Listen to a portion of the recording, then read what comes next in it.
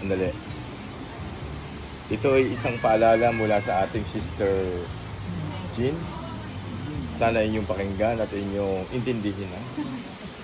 Salamat sa ating Diyos na buhay na si Jesus Nazareth. Gabayan kayo, ingat ang ating sinuligtas. Nakabiyahe ng walang problema. Amen, amen, amen. Boy, Yes, ma'am. koma, may ipapasa akong paalala mula kay Kuya Jomo Amen, amen. kasi taga Bicol siya. Iwasan daw ang mga lugar na ito.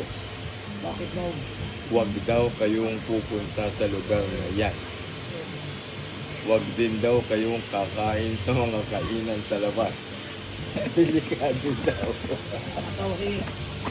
Paalala sa amin kasi dayuhan kami. Tatawa ako, nakukulam. Oo. May nakinig ka muna. Okay, sige, sige. Ang mga sumusunod. Irusin. Saan ba yun? May ilusin doon.